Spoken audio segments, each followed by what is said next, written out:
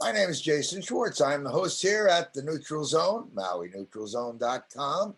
We are on KAKU 88.5 FM radio here in Maui, and we're on Akaku Maui Community Media. You'll find us up on YouTube all the time, and all of our shows at MauiNeutralZone.com. Today, I have a great guest. I have someone that has been on Maui for a long time. Yeah, I got here in 78. 78 years? You can't. No, I got here at 78. I know. This is Vince Mina. Some of you know him and say, oh, I knew that was Vince Mina. But we are a show that's local, but we're finding that we're watched by people all over the world. And our intention is to have you watch it all over the world because why? Vince Mina, how would I describe you? I think of you as the sunflower sprouts guy, but that's was very limited view. Well, what's interesting about that is I'm very careful politically about that because we're basically microgreens politically. That's how it is because when we had an account, we were one of the original accounts with Whole Foods. And when they changed to Amazon, they came in and told us that we had to get HACCP certified, which is basically, put hazard materials outfits on and sterilize our compost. And I go, well, what for? Because you guys are sprouts. I said, we're not sprouts, we're microgreens. The federal folks see us as that because we're a crop. We grow in a compost medium, we cut it and clean it and then sell it. And they said, no, you're sprouts. And I said, well, you're wrong. And but obviously they were trying to limit liability, any kind of liability that would hurt the sale going through. But that was a $55,000 a year account we lost because we would not play that game. So that whole food safety piece is a real difficult piece to have our farmers to have to deal with, especially when probably the safest way to stay healthy is to be in relationship with our farmers in a way that you don't put onerous regulations on them. But that's a subject that's a road we can go down. Yeah. So besides being microgreens, I mean, the one I think of you, the Hawaii Farmers Union, that's you. I imagine you were one of the principals, if not the principal, to start it, to get farmers organized to better address things here. This is before we had a mahi pono, a giant elephant in the room. You were organizing farmers to create a presence for probably one of the most important industries in an island community like us. Truly. I don't know if there is there a department of farming here? Is there such a thing? No, well, as you know, that recently in the elections, they had a charter amendment to create a Department of Agriculture on Maui. And so we're it's in the very early stages of all that. Nobody has contacted me regarding that as to where it's at. But from what I understand, it's setting out to be an advocacy department. And I sit on the Hawaii State Department of Agriculture, and it's a regulatory department. Unfortunately, in the spirit that's how it's tasked out, there's so many issues in around agriculture that, regulation comes out. I don't know a government agency that's never been about regulation, but, we'll see how that all moves. So they almost need, an advocate. That's why I think about you all the time. Whenever I have seen you speaking, you're speaking for the farmers and you come. What do you think right now, we are now in COVID times, which is 2021. I just saw this morning, they're expecting us to be wearing masks into 22. So this thing that is around. I imagine it's affected everything in the farming community additionally, right? Well,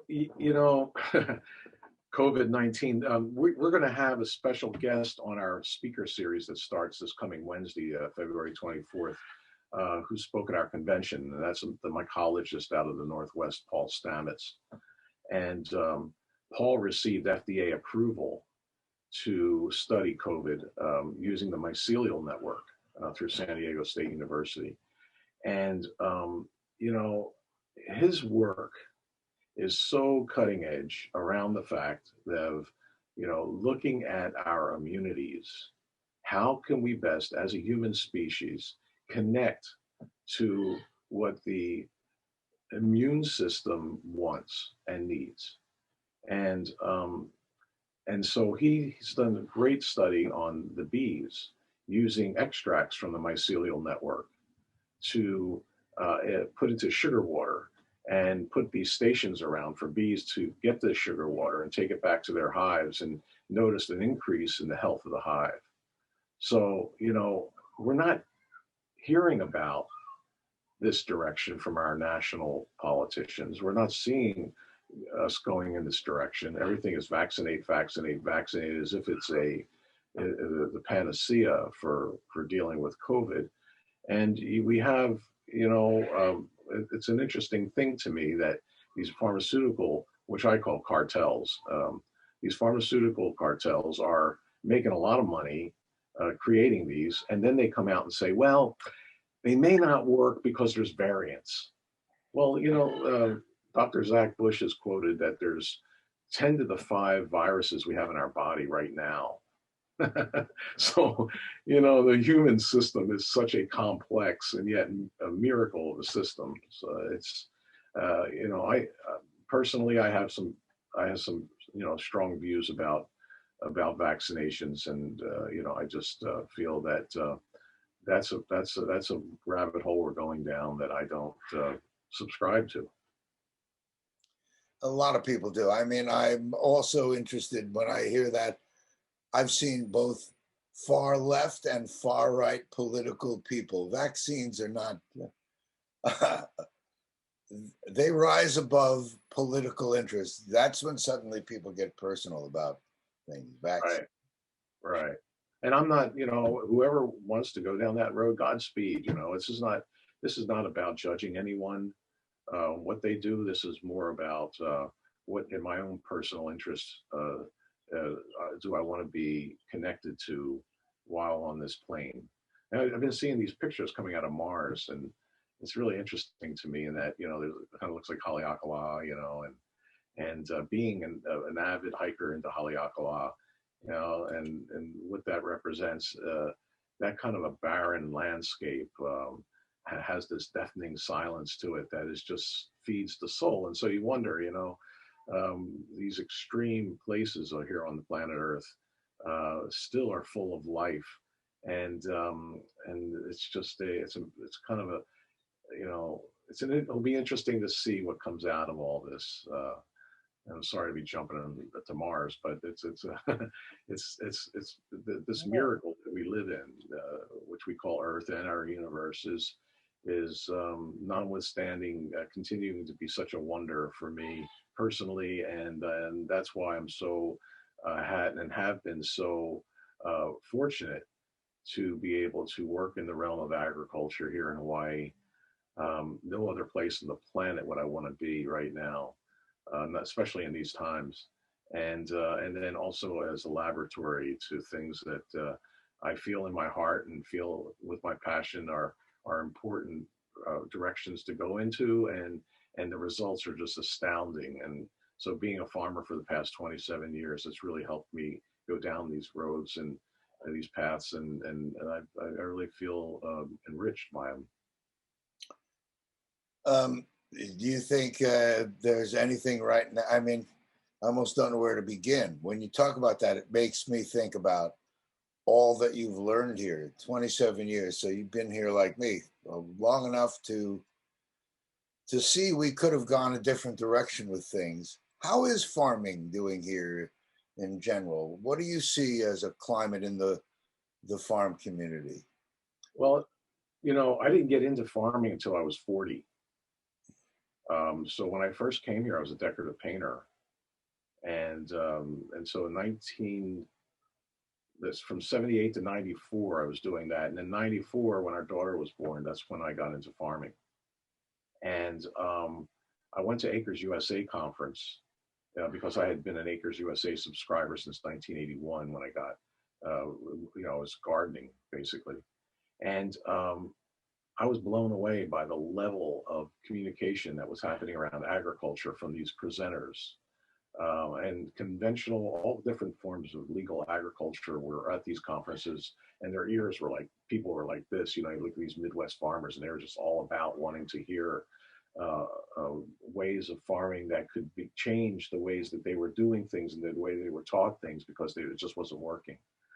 And so I learned so much from people. I continued to stand on the shoulders of some icons in agriculture. One being the former Jerry Brunetti, who we brought here and who spoke here for 7 years with the Body and Soil conferences my wife and I produced. We had our first soil health conference in 1998 up at the Ag Park. And that was just amazing. Bob Schaefer, who's an agronomist from Big Island, spoke. And Michael Clapper, Dr. Michael Clapper. So we were looking at this relationship back then between the body and the soil. And then we got a grant through Hawaii Farmers, Organic Farmers Association, that I was president in 1998. We got a grant from Maui County, and we started putting on these conferences and looking at this relationship. Our first big one was at Maui Tropical Plantation. And that was at the point where they were starting to think about selling that place. And I was, after that conference, I thought, this would be a great place to have a soil health institute. And so obviously a little ahead of our time there. But speaking of the man that you brought in, Michael Smith, is that his name? Michael Smith, yeah. Yeah, and I mean, that could really, I can see where that's going to be more closer to reality than not, and having a place to where you can have that kind of a laboratory and put out materials that would really help rebuild our soils. So as far as agriculture here, to answer your question, my view of agriculture here, being at it for as long as I've been at it, and also in the trench as a family farmer, I feel like we've come a long way. The needle hasn't moved that much as to where we really need to go as an island community, but there's a lot of great farmers out there. People are just, producing some amazing crops and quantity and doing it in a way that's really healthy and vibrant, and to create resilient systems within their farms. And a lot of them are young, which is great. We have a lot of great young people who are just very excited. The millennials very excited about it. What I've been guiding, I feel, in that respect, is with them is to don't get so wrapped up in the right and wrong, and don't get so wrapped up in what other people are doing. Just be focused in on the difference that you can make personally on your farm. And because at one point when we had this moratorium on GMOs here on the island, people were talking about the GMOs were going to take over the island and blah, blah, blah, blah. And that I knew that technology is kind of collapsing on its own weight.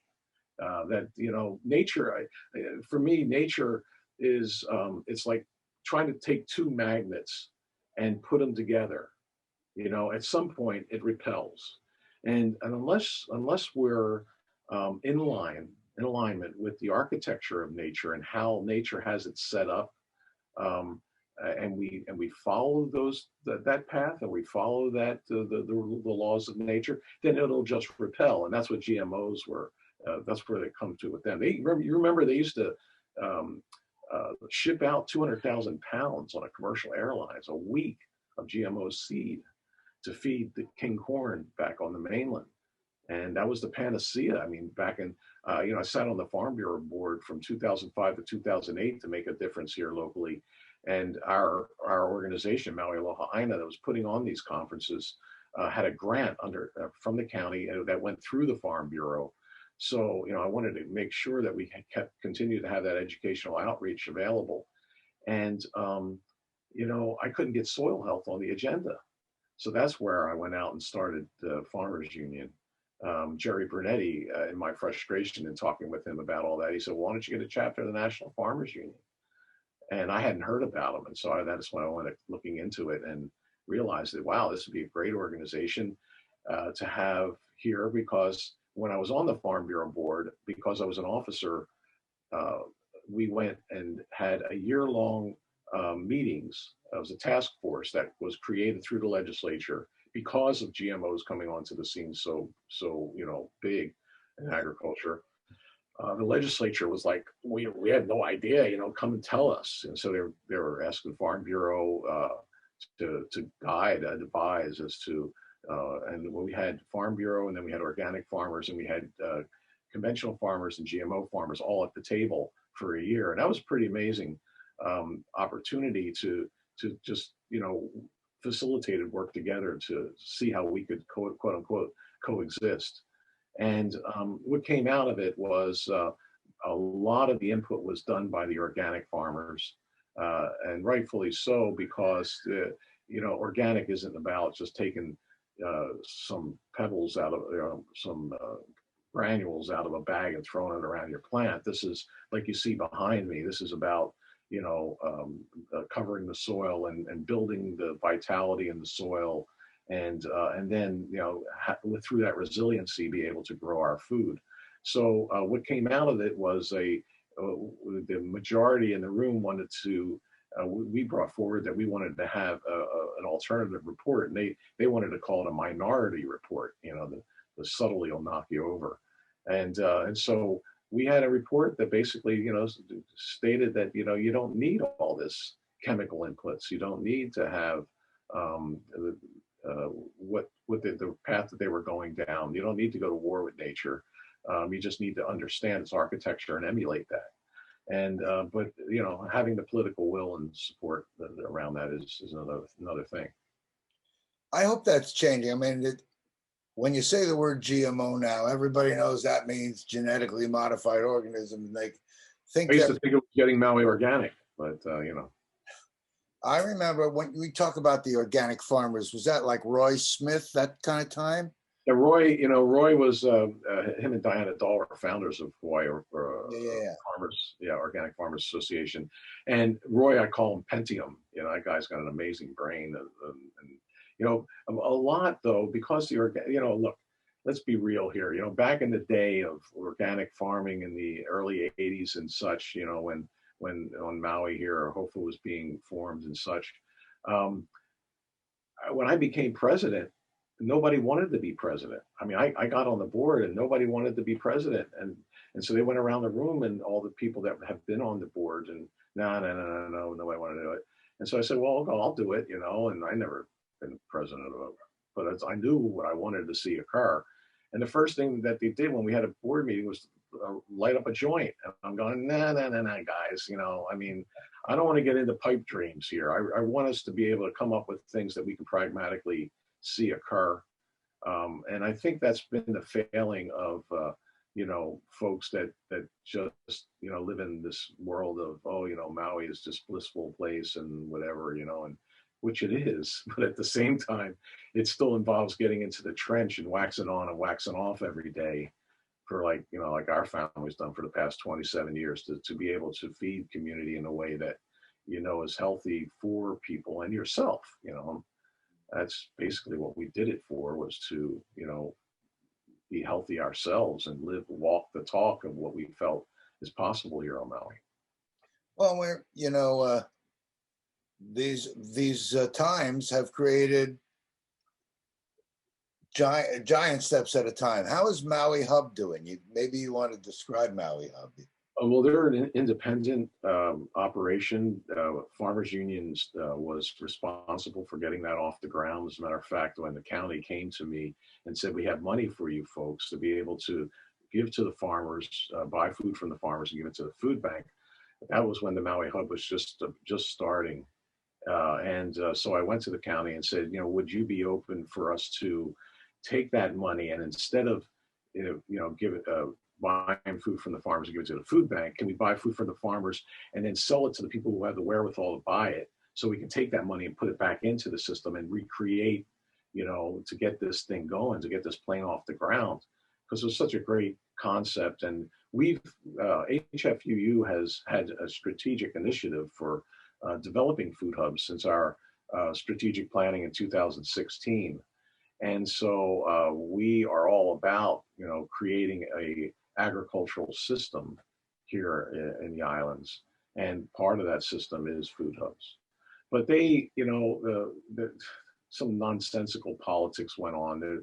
When people can't negotiate with one another, then you got problems. And so there was an organization that was funding one of the farmers' farms who was involved in that hub, and so there was some decisions made through that, because that money that was invested, I feel that money that was invested in the farm, there's decisions made to leaning towards that organization. And so it's nonsense. It's just nonsense. And unfortunately, they went independent. I say unfortunately because HFUU has nothing to do with it now, and there was money that was removed from one of our chapters that hasn't been replaced, and so it's that kind of stuff. It's not good. Wow. So, what do you think is right now? If you were to, I was going to talk about the Michael Smith. Michael Smith has got this.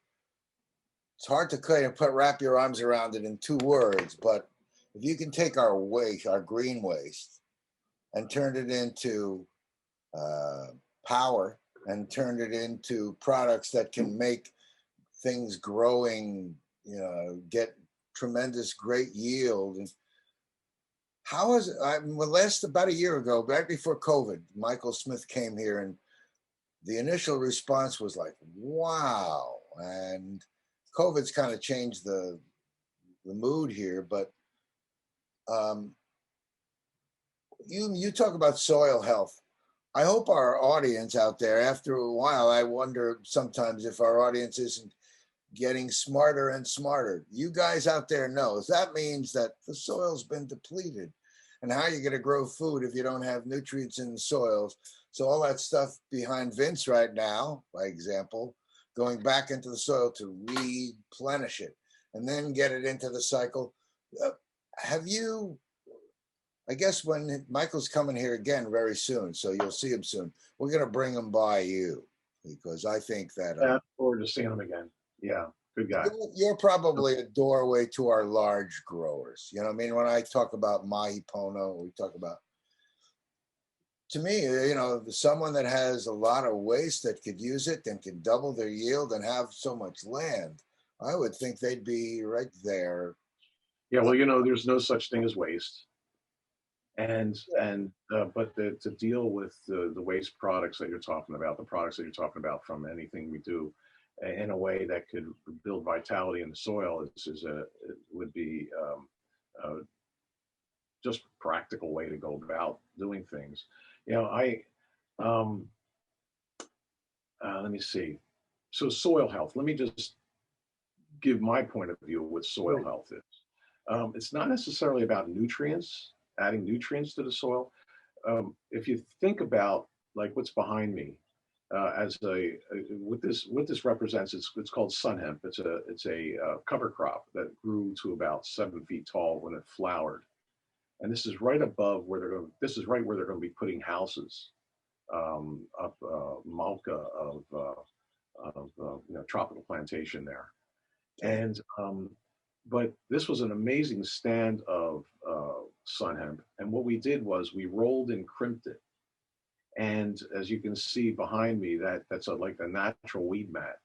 And this roller crimper goes on the front of the tractor, and it has this chevron design, these metal blades in a sense that are about a 1/2 inch thick that sit on the roller crimper. And so when you drive it down the cover crop, every 7 inches, it crimps it and lays it down. So this way the cover crop is dead. It ends up dying, but the roots are in place in the ground. And with that, when the cover crop dies, these roots slough off in the ground. And that organic matter begins to build humic substances because of all the biology that's working on the breakdown of those roots.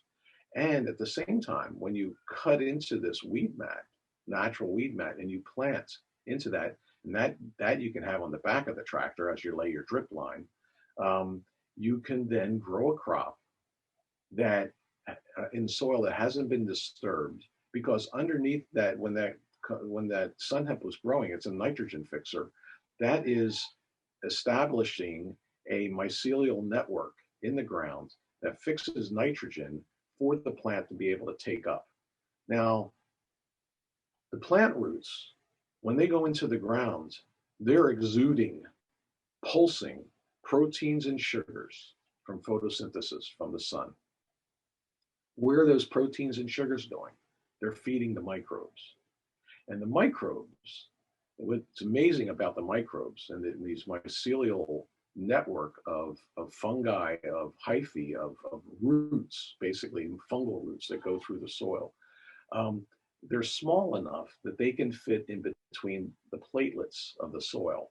Now, the platelets of the soil, they say 1 million colloidal, from clay platelets can fit on a grain of sand. So that's how microscopic we're talking about. And these mycelial roots go onto those platelets. All the elements. There's elements that are magnetized to these platelets. These microbial roots can pull those elements off of the platelets. They bring it back to the plant roots, and they go, here, we have some minerals for you, available minerals for you to take up into your plant. And thank you very much for your pulsing of the proteins and sugars, because that's like cookies and ice cream to us.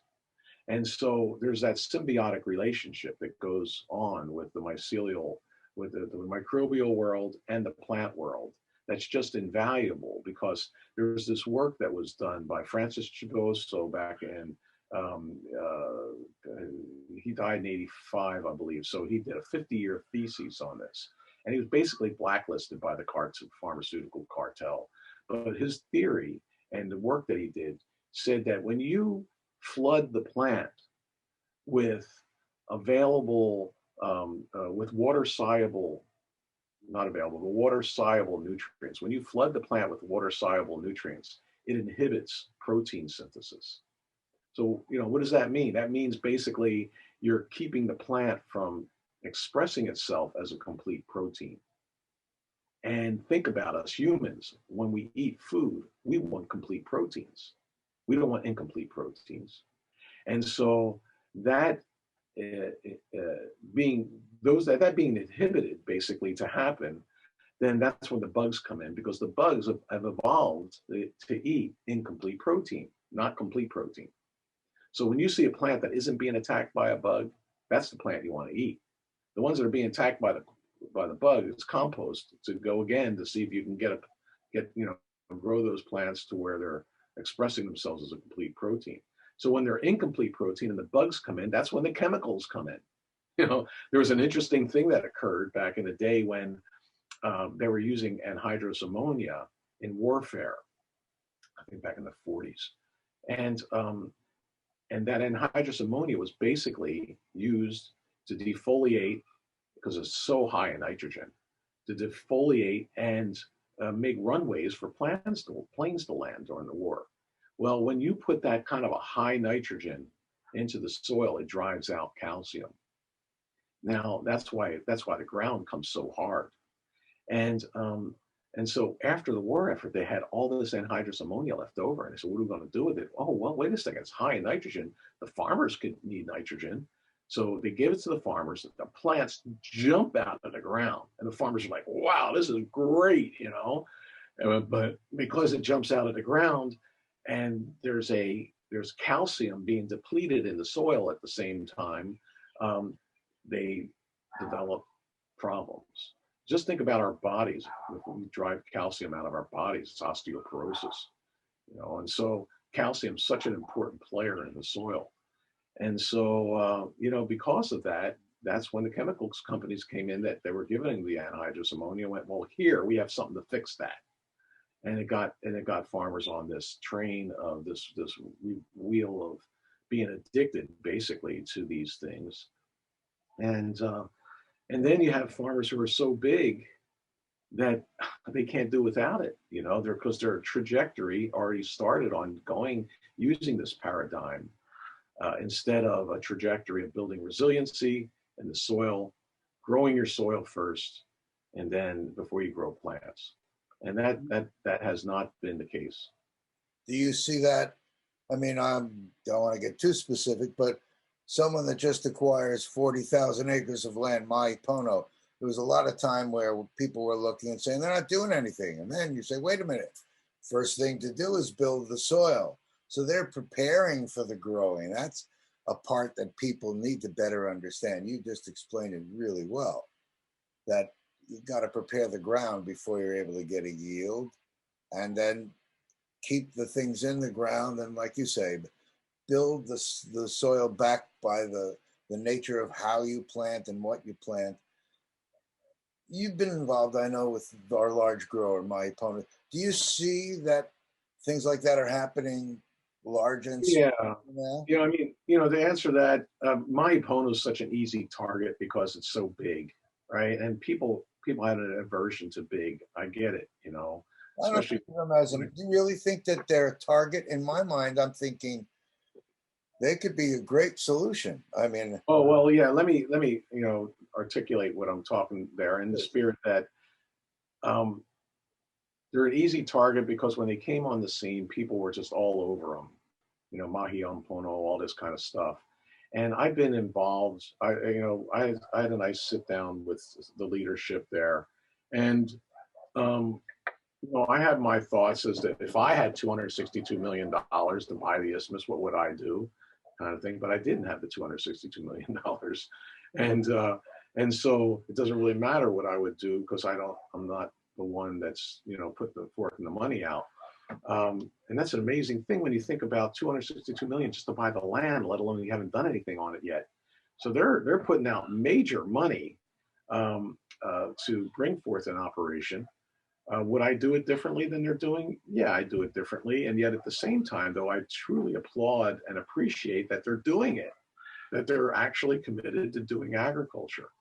And they planted I'm hearing they should have a million trees in place at the end of the year that are planted. They are growing cover crop trials. They're very interested in an initiative that I'm bringing forward around cover crops and supporting that. I'm a volunteer on the advisory board of their community farmlands, me and 3 other farmers. And that's been a wonderful thing to get local farmers, 2 acres of land, beautiful, flat land on the isthmus that they're putting fencing in, that they're putting windbreaks in, that they stub out for water at $150 an acre per year, plus water, is just an amazing opportunity for farmers that I never had when I got into farming. And so they want to build community, and they're acting out that intention to build community. It's just that it's real sexy for people to be anti.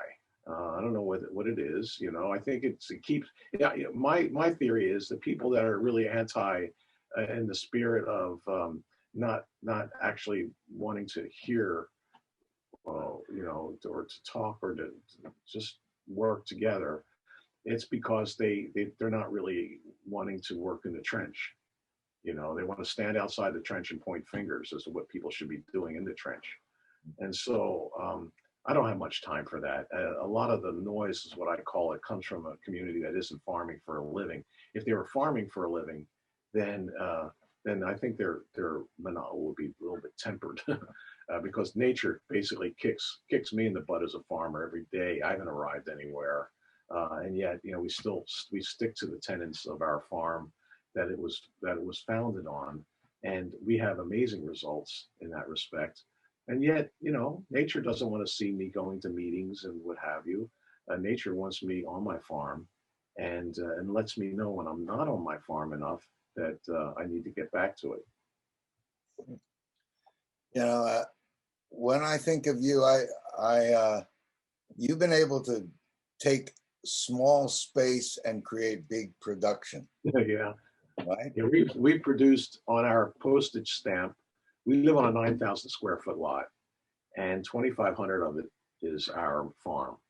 And the reason why we farmed here was because I didn't have land or equipment, and it was zoned as a truck farm where we live. And so we've produced in the past 27 years 500,000 pounds of food off this postage stamp. And we haven't done it with any chemicals. We recycle all of our media back onto the farm and reuse it. We amend it, balance it, and reuse it. And it's a beautiful thing. We so love our farm. And my wife Irene has been such a leader. And she's Kanaka. She was born in the Owl Valley. And so, you know, 1 + 1 = 3. And if it wasn't for Irene, we would not, you know, I would not be able to do the work I do in the community. And, you know, our son, Kay Kai, when he was alive, he started working on the farm when he was 10. He so loved the farm. And he used to run in between tasks on the farm. He wouldn't walk, he'd run. And he was an amazing bright light on the farm. And yet the pressures of doing the advocacy work that I was doing in the community played on him. He couldn't understand why I was off the farm, you know. I was basically setting it up for him to succeed the farm. And, you know, there was other things came to play to where he's no longer on this plane, unfortunately, to do that. But at the same time, the farm continues. And with his support from the other side, it was just his birthday yesterday, his 37th birthday. And so, you know, we're a fortunate family. And it was interesting. The start of that, by the way, was my daughter in the womb. You know, hearing her dad talk to his wife, going, you know, honey, I want to farm for a living. I don't want to paint anymore. And Kahanu was, well, here, Dad, I'll show you the way through Mom. And Mom went to the store and came home with all these sunflower greens, all these bags. So she bought everything off the shelf back when the farmer that was growing them. And she would eat it all up and then go back the next day and, you know, be new-hal about that it wasn't there yet. And so I said, well, what do you keep buying them for? I could grow them, because I had let go of my painting trade. I realized at that point, before, you know, as Irene became pregnant with Kahanu, I realized that I'm swinging on this trapeze that I don't want to be on. And the trapeze that I want to be on is out there. But I have to let go of the trapeze I'm on in order to get to the trapeze that I want to be on. And so that was farming. And so I let go of my painting trade with a pregnant wife, and she was very supportive, knowing the passion I had around working the land. And then, so when she came home with all these sunflowers and everything, I said, why are you buying them? I could grow them. Well, why aren't you growing them? And that's what started our farm 27 years ago. So little did I realize that we could make a living on this postage stamp that we're on. Great example to a lot of people. I know. Well, it's been a great example for us, I'll tell you. And you know, I'm so fortunate, because at 67, you know, now I'm thinking, wow, had I not let go of that trapeze and trusted my passion and trusted the values that I have around working the land, then I'd still be you know, grumbling about not being able to farm, and you know, using not having land or not having equipment as an excuse.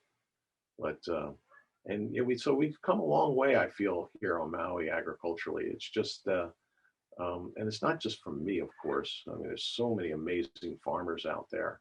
I'm just happy to be part of it all. Well, to me, you've been very most visible, and your manner is not affronting and not put off to a lot of people. So I'm thinking that a lot of people have heard your voice as a voice of stability in this whole thing moving forward. I always think of you as, if I get an opinion about something with ag, no matter what it is, I think about you.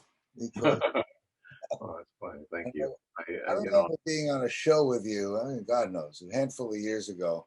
I don't know how they picked us to be together as guests together on that Oh, show. right. That's right. We did that. Yeah. Bill Best brought us on. Yeah, I remember that. Yeah, that was great. But Well, you've done, you know, and you continue to do great work in the community. I love the title, The Neutral Zone, because look, it isn't, I don't consider myself neutral, but at the same time, it's not us versus them. I mean, until people get out of this paradigm of the us versus them, then we're not going to go anywhere of substance. And so basically, you want to hear what I'm doing now, Yes, bringing I do. forward. I, knowing full well that we don't have an agricultural system here in Hawaii. I call it's a Lamborghini sitting in the driveway, you know, agriculturally. We have to take it out for an agricultural spin. We haven't done that. We are in a place on this planet that can grow and does grow amazing plant specimens, just amazing plant specimens.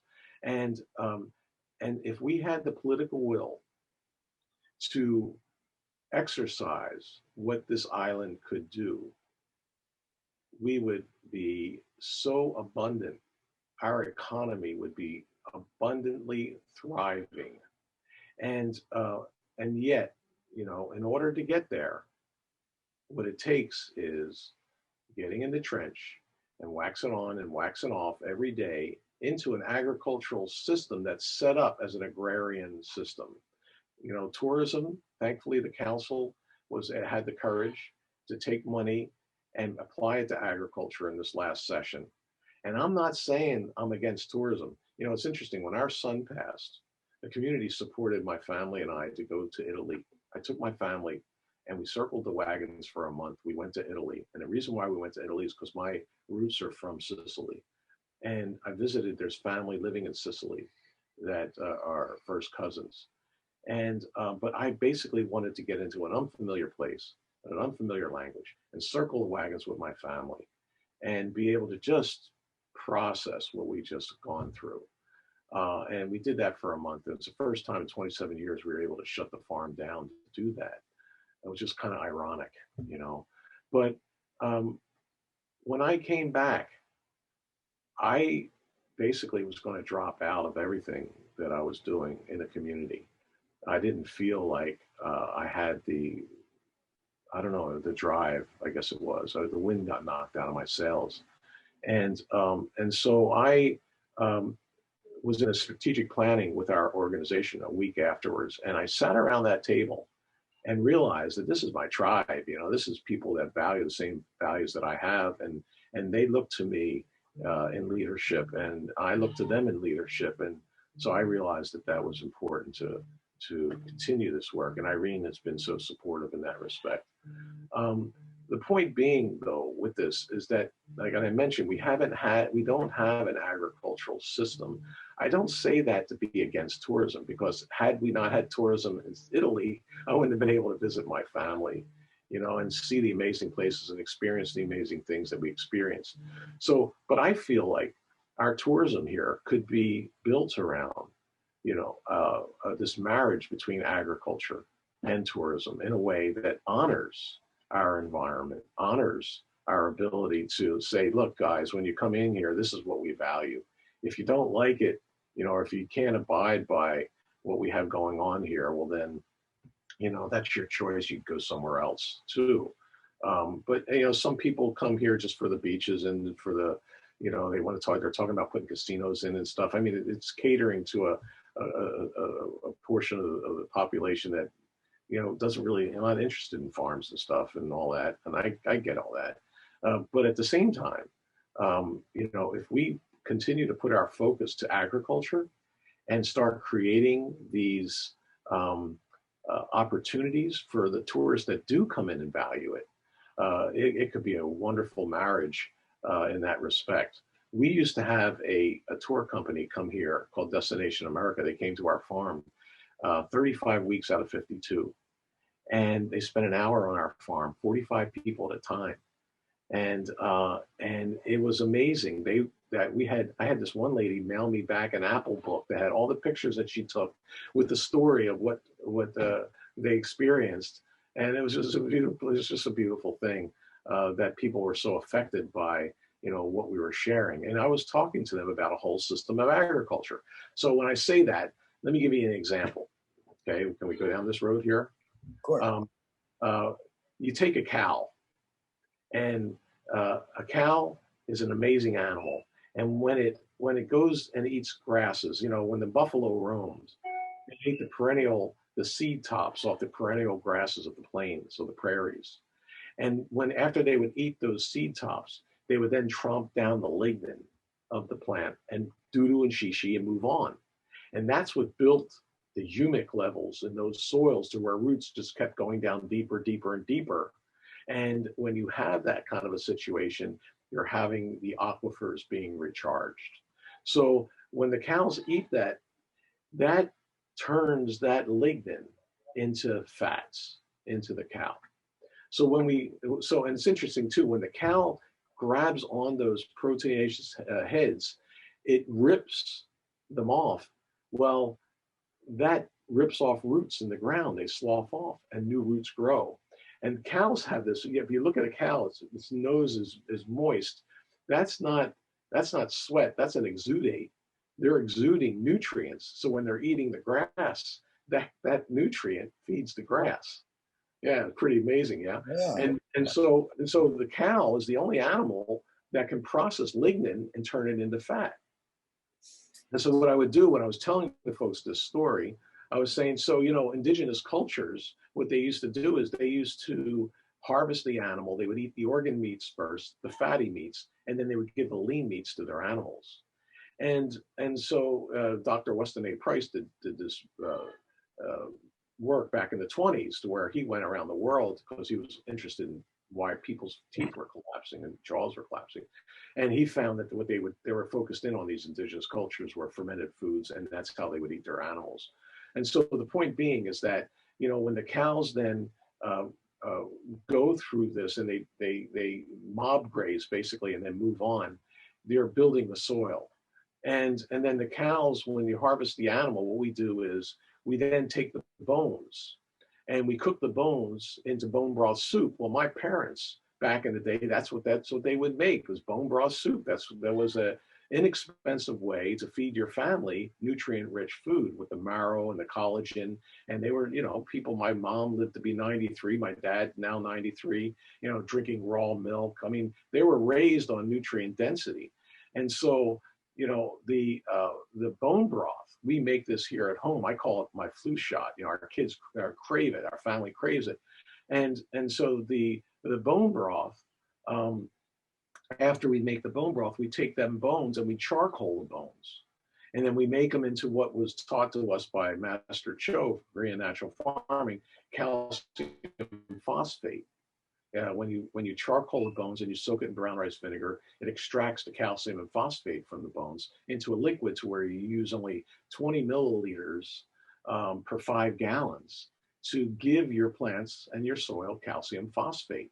Now, calcium phosphate, it's interesting in cultures, when women get pregnant, they take calcium phosphate for the transition period. You hear morning sickness. Well, it's because of calcium phosphate depletion. And they take calcium phosphate to seamlessly make that transition from not being pregnant to being pregnant. Well, the same thing goes for plants. When plants start to flower into fruit, that's when you use calcium phosphate. So it's interesting how it mirrors, nature mirrors our own presence here. So the point being around, I would tell this story to the folks after the bones were charcoaled and we make it into calphos. Then I give those bones to the worms and the worm bin. And so it all goes back to the soil. So that whole cycle from when the cow eats the proteinaceous tops off the grasses to it going back into the soil, then is the whole system of agriculture. And Michael Smith's work in creating biochar is a wonderful thing because it basically speaks to the same thing. When you're putting biochar into the soil, especially when you inoculate it, because it needs to be inoculated before it goes into the soil with microbial activity. When it's inoculated with microbial activity, it becomes condominiums for the microbes. We make this beautiful biochar here out of kiawe. Kiawe is an amazing wood, as we all know. And the cells, it's stable. In other words, you make it into charcoal, the cells, if you look under a microscope, it looks like these, vessels that microbes and water can inhabit. And so when you put that in the soil, then you're actually creating an environment to help bolster microbial activity and moisture in the soil, holding moisture capacity in the soil, and that in essence helps you rebuild your soils. So that's a beautiful thing. So that whole story of a whole system of agriculture and starting down this path was a reason why I wanted to share with you that the tourists loved it. They just loved hearing about this because, they're seeking rhyme and reason in their own life and being well and being able to enjoy their life and stay on this plane in a way that they can, have this wonderful experience while we're here on this planet, instead of being in disease process. When you speak about this, I think so many people, when hearing you, I'm sure that they're brightening up. Then they're excited to hear this. I just don't think that this whole thing has been as represented as it should be. Because when you speak about it, I imagine people rally up behind this. Who could be? What do they say when if you're for this, how can you be against this? What you speak about makes. Well, a lot of it has to do with respect. Having respect for other human beings in a way that is like I said earlier. To collaborate and cooperate with one another, and we don't slow down as a species enough to do that. We really need to slow down. And the phenomena I think that happens out here in the islands is that as I sit here, calmly talking to you and everything, my nervous system is on high alert. I mean, we're in the middle of the Pacific, for God's sake, and so if you take all this population that we have here in the islands being on high alert, it doesn't lend itself to slowing down enough to just truly communicate. That's where COVID has been a blessing in a lot of respects because it has slowed us down. And it's almost like nature's going, get back in your room. You still haven't gotten it straight. Here's our chance. This is our chance to reset, isn't it? Yeah, we always had the chance. I mean, but now it's really in our face. It's in our face, big time, truly. And I'm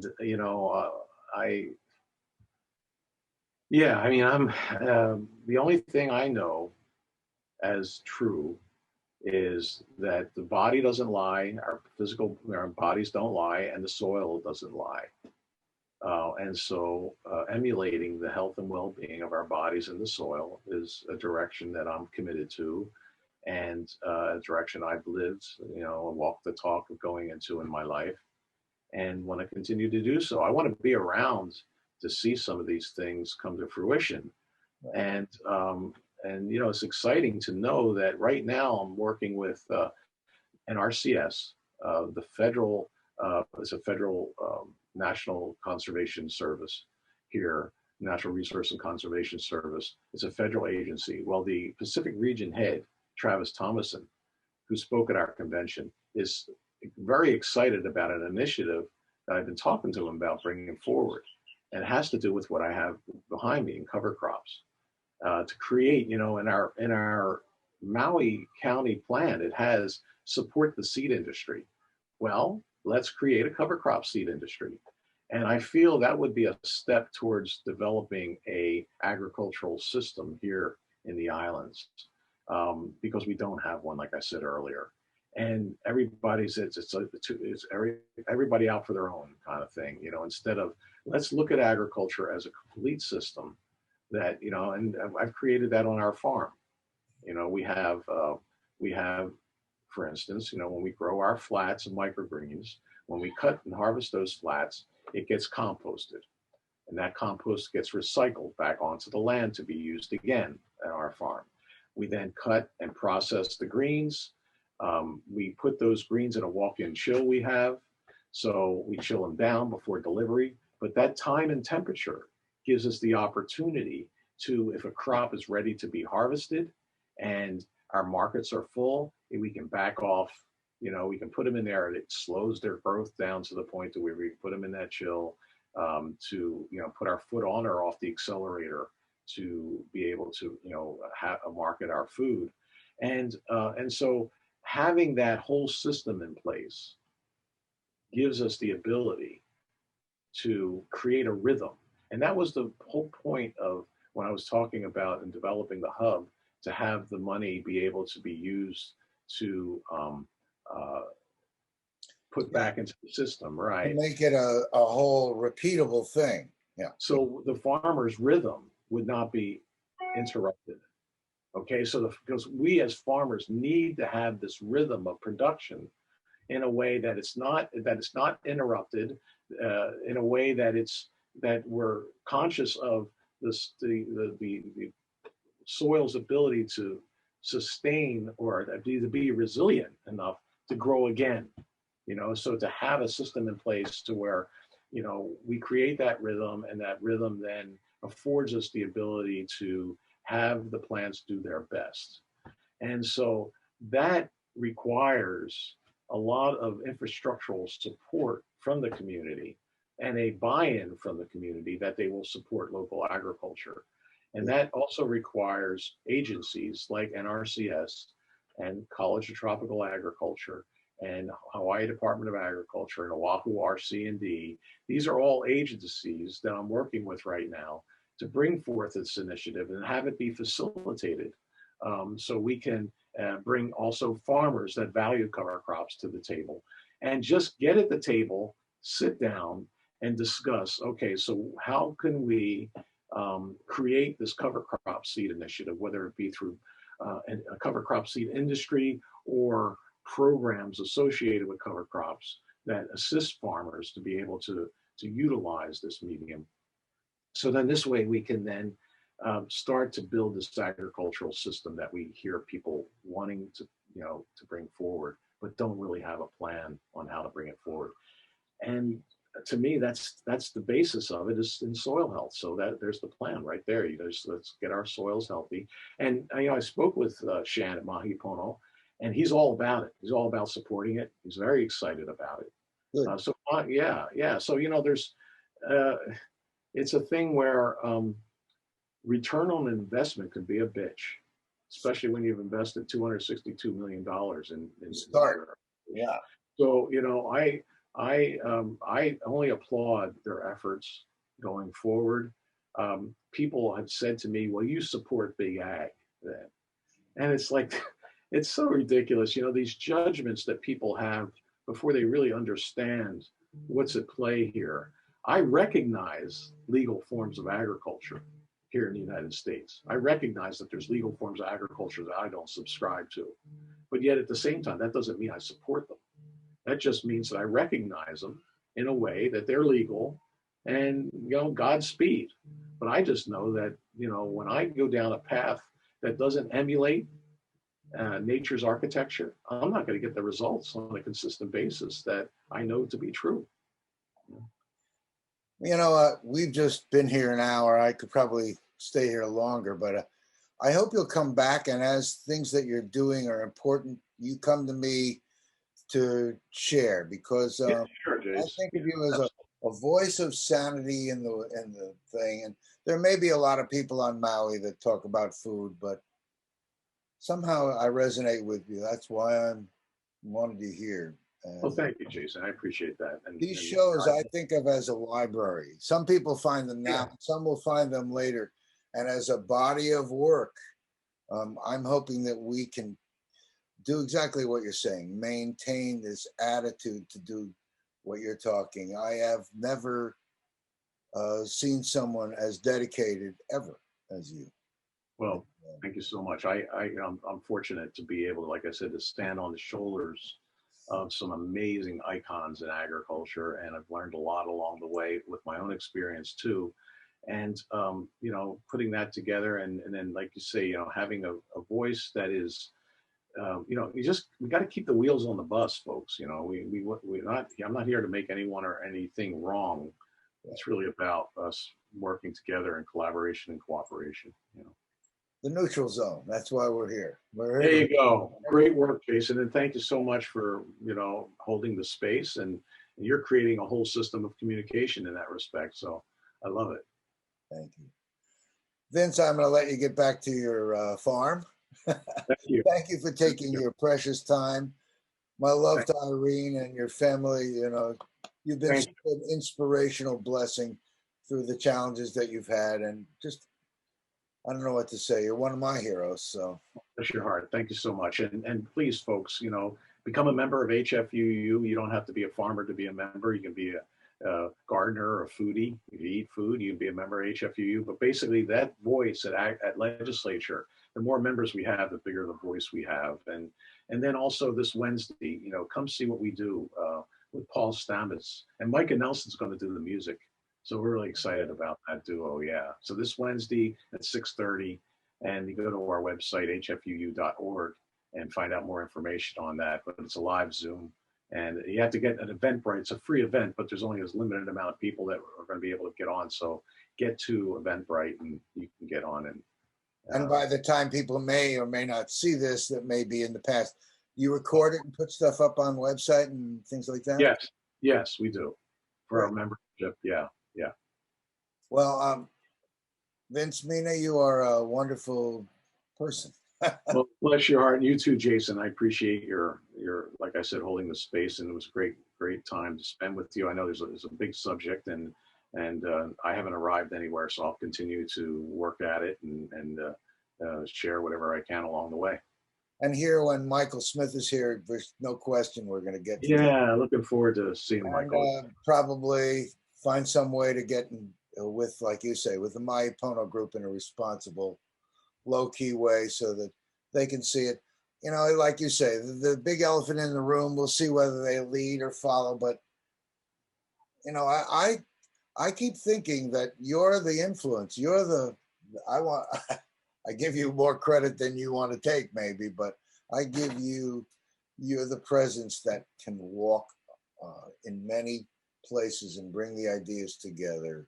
I hope so. I hope it's collaborative in that, seen as collaborative in that respect, because that's where I'm coming from. And so we'll see how it all moves.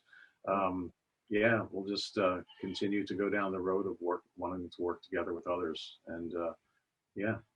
Thank you for being here, and all you out there in radio and TV land. We are really happy you stuck with us also, and we will see you again. Vince, be well. Aloha, man. Thank you, everyone. Be well. Stay positive, test negative.